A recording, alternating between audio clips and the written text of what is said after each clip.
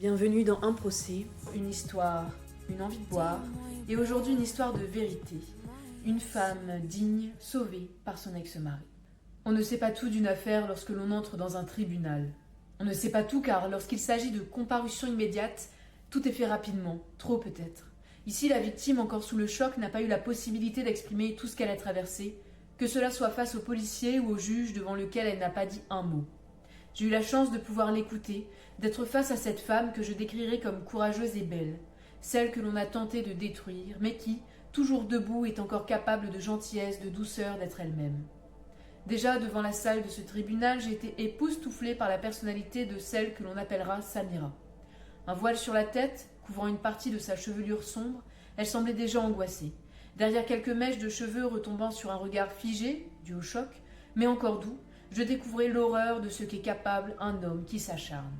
Son œil au contour foncé, son arcade blessée, sa main qu'elle ne pouvait plus utiliser, tout cela n'enlevait rien à ce qu'elle est, une femme incroyable. J'ai changé quelques mots avec elle et l'homme qui lui tenait compagnie. Lui était plutôt fin, élancé, les cheveux foncés, le regard sombre. Il semblait inquiet, presque en colère, c'est comme s'il vacillait entre ces deux émotions.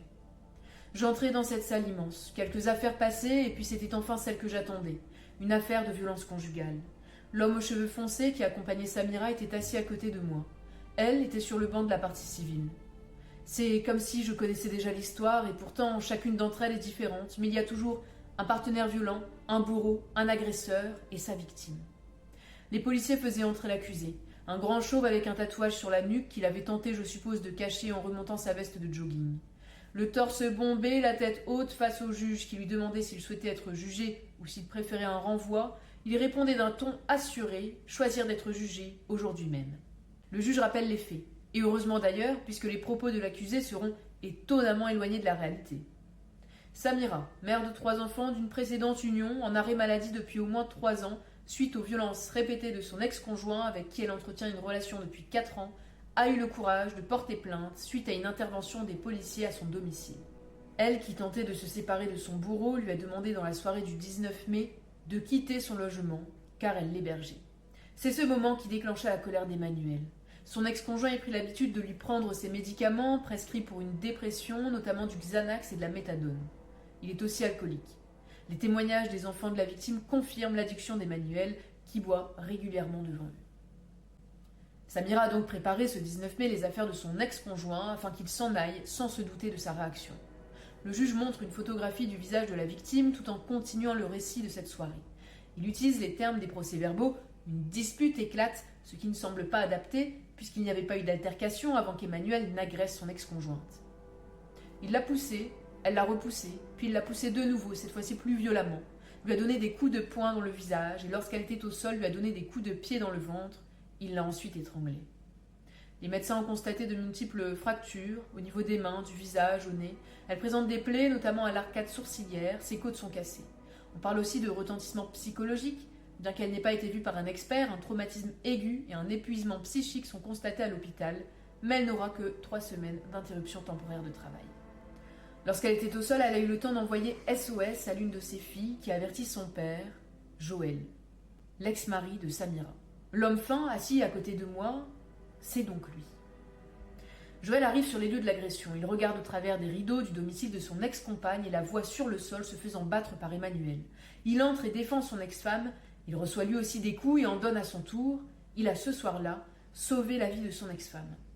Emmanuel s'exclame dans le tribunal. « Je ne nie pas les faits, mais les choses ne sont pas réelles. » Il continue en disant « Elle est méchante, je lui ai mis une claque, elle est tombée sur la table. C'est pour ça l'arcade peut-être. » Il eut un silence. Les coups dans le ventre, je m'en rappelle pas, c'est dû à l'alcool peut-être. Vous remarquerez qu'il utilisera constamment ce terme « peut-être », comme s'il n'avait pas été présent ce jour-là. Le juge lui pose alors des questions, premièrement sur sa consommation d'alcool et de médicaments, et ensuite sur cette fameuse table qui serait à l'origine de fractures. « Je ne bois pas, vous pouvez faire une prise de sang, il n'y a pas d'alcool dans mon sang. » Précise cet accusé qui, lorsqu'il a été interpellé, était pourtant positif au test d'alcoolémie. Il avoue tout de même prendre les traitements de Samira. Le juge continue. Vous lui donnez une claque et elle tombe sur la table ? L'accusé le confirme. Son interlocuteur cherche à avoir des précisions, sans doute pour démêler le vrai du faux. Comment est cette table ? Elle est tombée sur le côté ou comment vous expliquez les blessures ? Emmanuel coupe la parole au juge. Je ne sais pas, la tête en avant. puis il avancera un argument étrange. Il insinue que Joël, qui a sauvé la vie de Samira, s'en est en réalité pris à elle. Peut-être, faut pas oublier, dit-il, l'altercation entre elle et son ex-mari, c'est peut-être ça. Joël, à côté de moi, qui secoue la tête, ne peut retenir ces quelques mots. C'est un truc de fou, ce mytho. L'accusé avoue avoir porté des coups à Joël, mais explique sans la moindre égratignure qu'il aurait été victime de coups de la part de son ex-conjointe. Sa défense, pour expliquer les multiples blessures de la victime, c'est qu'il portait en réalité des coups à Joël, mais que c'est Samira qui les recevait par inadvertance. Selon lui, son poing terminait dans le visage et le corps de son ex-compagne sans qu'il ne le veuille. Donc en clair, il nous apprend qu'il ne la visait pas, elle, par ses coups, mais que c'est elle qui les recevait. Voyant que son explication n'était pas vraiment reçue comme il l'espérait par le tribunal, il ajoute qu'en donnant une gifle à Samira, son visage s'est, je cite, claqué contre le mur. Alors une fois il ne consomme pas d'alcool, une fois c'est à cause de l'alcool qu'il ne se souvient pas avoir détruit le visage de sa compagne, une fois les blessures sont dues à un mur ou une table, et puis la fois suivante, c'est bien lui qui lui a donné des coups, mais involontairement car il visait une autre personne. Pendant ce temps, Samira est assise, elle attend mais surtout elle entend ses propos, et je ne cesse d'imaginer sa douleur et son sentiment de solitude exacerbé par les paroles de son bourreau qui résonnent dans ce tribunal froid. L'accusé ne reconnaîtra que l'étranglement, il nie les coups de poing, les coups de pied, il nie son alcoolisme, finalement, il nie sa culpabilité. Le lendemain de l'agression, monsieur s'est présenté au domicile de sa victime, qui a appelé la police à 7 reprises. L'opérateur témoignera de l'état de choc de celle-ci. Emmanuel utilise alors l'excuse d'avoir dû récupérer une carte de gasoil restée au domicile de Samira, comme si après l'avoir agressée, c'était le meilleur moment pour cela. Le juge, qui entre dans son jeu, lui souffle l'idée qu'il aurait été peut-être judicieux de demander à une tierce personne de récupérer cette carte, mais imperturbable, l'accusé répond « elle ne l'aurait pas donnée ». Une fois de plus, il tente de décrédibiliser la victime à qui l'on n'a pas encore donné la parole, tout en se victimisant. L'avocate de la partie civile, une grande brune à l'aspect plutôt athlétique, demande à l'accusé pourquoi son ex-conjointe est en arrêt maladie depuis 3 ans. Il lui répond « elle buvait quand je l'ai rencontrée, sa faute à elle, faut pas me mettre tout sur le dos non plus ». Elle le coupe afin de mettre en évidence que, malgré des années de relation, monsieur ne s'intéresse pas à madame ni à sa santé. C'est à cause de moi qu'elle prend des Xanax et boit, hurle-t-il dans le tribunal en regardant l'avocate qui, j'imagine, jubile de sa réaction qui met en évidence ses traits de personnalité. Dans la salle, on était tous outrés de cette agressivité. L'avocate de la victime a de fait utilisé cela afin de mettre en avant le fait que, s'il agit de cette façon en public, on peut donc à peine imaginer ses réactions lorsque personne ne le regarde. On comprend aisément pourquoi la victime se sent en danger. N'étant pas satisfait de la plaidoirie, il rétorque en hurlant une fois de plus, paradoxalement, qu'il réagit normalement. L'avocate demande alors à l'accusé si c'est elle le problème. « Je suis susceptible ?» La réponse d'Emmanuel mit un froid dans le tribunal. « Je pense, oui. » Elle reprit concernant la dépression de madame. « C'est pas le quotidien de la vie avec vous qui la pousse à ça ?»« Si, c'est de ma faute, » répond sèchement le grand chauve. « Vous buvez ?» demande-t-elle. « Non, juste une bière de temps en temps. » L'avocate lui indique qu'il s'agit d'alcool. Lorsqu'elle lui demande pourquoi Joël a témoigné avoir vu les coups qu'il a portés à son ex-femme, il dira simplement qu'il est un menteur. « Mais vous avez vu son visage ? C'est une table basse qui a fait ça ? » ?»« Ça peut, » dit-il, sans l'ombre d'un remords. Le ministère public prend la parole. Un homme noir, imposant, inspirant confiance, se lève et explique qu'il y a eu une erreur sur la date de l'agression dans la procédure, il faut rectifier cela. Concernant le passé d'Emmanuel, il nous apprend que celui-ci a 2 mentions dans son casier. L'une en 2015 pour un délit routier, la seconde pour violence sur personne dépositaire de l'autorité publique en 2017. Il a déjà eu une peine de 3 mois avec sursis, mais cela ne sera pas pris en compte au vu de l'ancienneté des faits. Le procureur teste l'accusé en demandant les âges de ses enfants, mais ce dernier répond de façon robotique 39, 27, 25, 21. Le juge revoit avec l'accusé sa situation actuelle, mais nous apprendrons la vérité seulement à la fin de ce procès. Il est en CDD depuis 1 mois en tant que chef de projet. Il dit percevoir 2 000 €. Pour le logement, il dit vouloir aller à l'hôtel, mais le juge insiste pour qu'il loge non loin de son nouveau travail. Emmanuel dit alors avoir de la famille pour le loger. Il ajoute en toute transparence, après avoir dit ne pas boire, qu'il consommait de la cocaïne. C'est quand la dernière consommation ? Face au silence de l'accusé, on entend le juge ajouter « 5 ? 10 ans ?» Moins de 5 ans, finit par lâcher Emmanuel. Enfin, on donne la parole à Samira, mais encore en état de choc, elle décline la proposition. On ne l'entendra pas. La parole est donnée à son avocate qui, finalement, n'a qu'à montrer le visage de sa cliente pour argumenter. Elle parlera quand même des conditions de vie depuis que l'accusé est en couple avec elle. Si sa dépression n'est pas de sa faute, il ne l'a pas aidée. Alors qu'elle demande pour le préjudice qui est incontestable 3 000 € et une assignation provisoire, Emmanuel nous regarde hautain. Dans sa réquisition, le procureur exprime ce que l'on pense tout bas.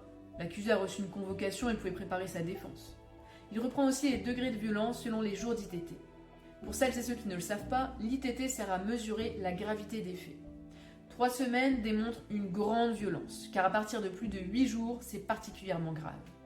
Il met en lumière la réelle mission de la justice en France en disant « Ce qui est regrettable, c'est sa position. Vous allez le punir pour la violence, et la peine, c'est pour l'avenir, la réinsertion, prévenir des faits. Or, il ne reconnaît quasiment rien. » Élément important et surprenant, le procureur parle de victimisation secondaire.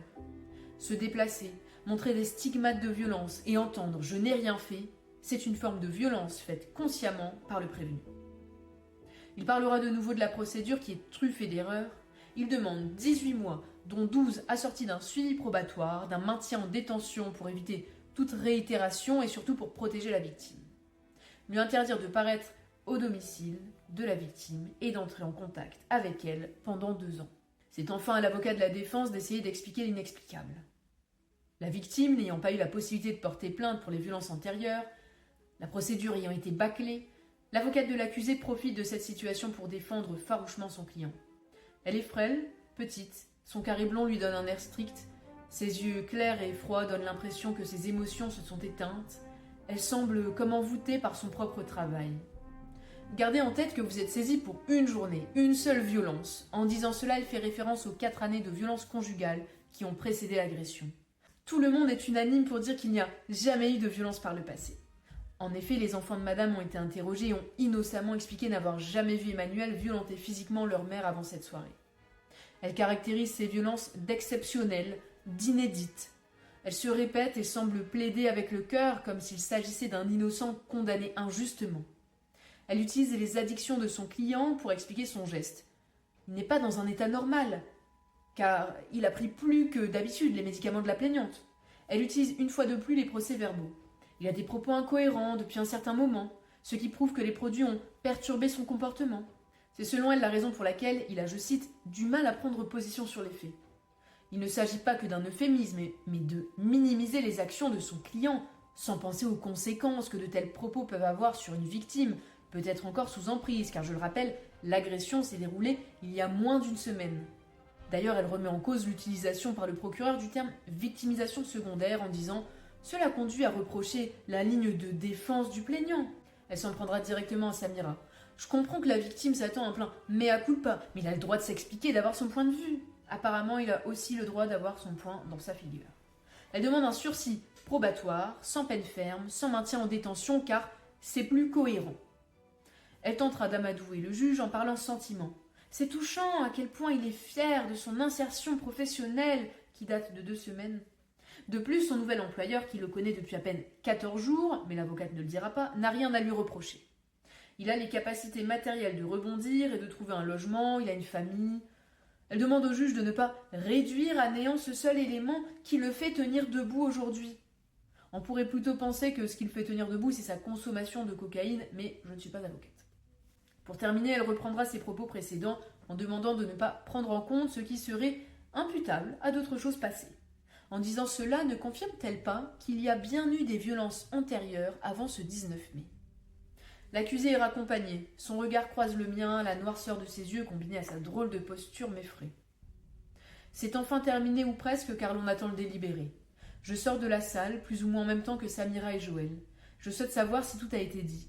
Elle soupire car en fait, rien n'a été dit de ces 4 ans d'horreur résumés en une seule soirée.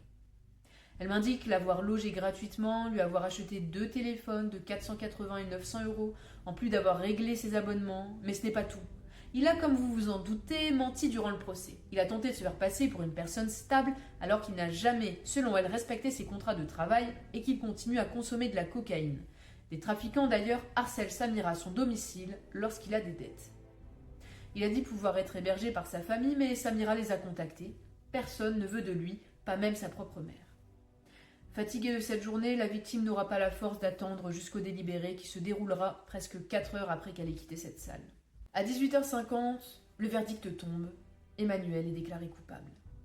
Mais ne vous réjouissez pas trop vite, il est condamné à 18 mois de prison, dont 9 mois assortis d'un sursis pendant 2 ans avec obligation de soins, interdiction de contact et d'apparaître au domicile au travail de sa victime et doit 2 000 € à la victime, dont l'avocate avait demandé 3 000. Le juge insiste fortement afin qu'il demande un aménagement de peine.